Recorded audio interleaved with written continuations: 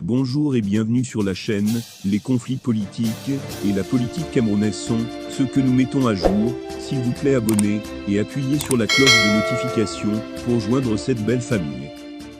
Cameroun annoncé, Emmanuel Macron a foulé le sol camerounais hier 25 juillet avec une forte délégation.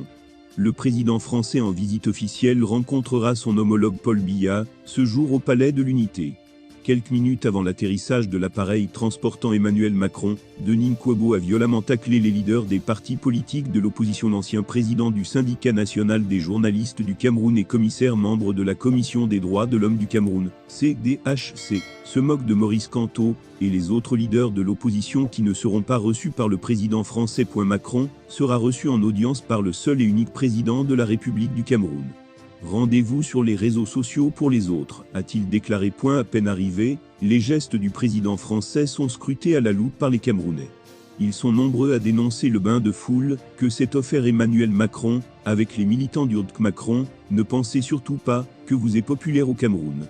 Les buveurs de champagne et du pétru, les vrais bourreaux du peuple, contrairement aux populations qui n'ont même pas d'eau courante, les ont fait sortir moyennant des espèces sonnantes et trébuchantes, a commenté un internaute. Le dossier de presse préparé par la présidence de la République du Cameroun dans le cadre de la visite officielle d'Emmanuel Macron au Cameroun divise l'opinion publique nationale. Le président du mouvement pour la renaissance de Cameroun est le premier à monter au créneau pour dénoncer les contre-vérités contenues dans le document préparé par les équipes de Samuel Mvondo et Yolo. En effet, dans le dossier de presse, certains partis politiques de l'opposition sont présentés comme des déstabilisateurs de la paix au Cameroun. Selon les sources, cette image donnée à ces partis politiques a joué dans la décision d'Emmanuel Macron de ne pas rencontrer les leaders de l'opposition. Cameroun Web vous propose un extrait du document en question. À l'instar de toutes les grandes démocraties libérales, les libertés publiques sont régies au Cameroun par un cadre juridique, notamment la Constitution de la République du Cameroun, 1996, et la loi N-90/053 du 19 décembre 1990 relative à la liberté d'association au Cameroun, modifiée et complétée par la loi N-2020/009 du 20 juillet 2020. La démocratie apaisée impulsée par le président de la République, son Excellence Paul Biya, fait face de manière récurrente à des velléités de bravade par certains acteurs socio-politiques des lois établies en matière des libertés publiques, notamment celles régissant les manifestations publiques. À cet égard, depuis 2018, date de la dernière élection présidentielle au Cameroun, on a enregistré dans l'espace public des manifestations à caractère insurrectionnel et ou régionaliste, menées par des partisans des partis politiques à l'idéologie extrémiste.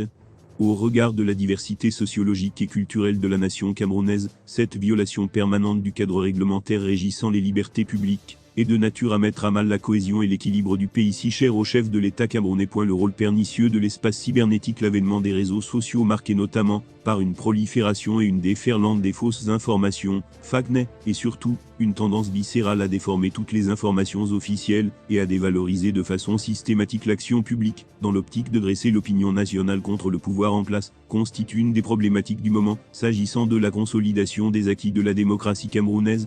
Il s'agit de circonscrire au maximum, à défaut de les éradiquer, les discours régionalistes, les discours de haine, et les fake news, qui mettent continuellement à mal l'unité de la nation.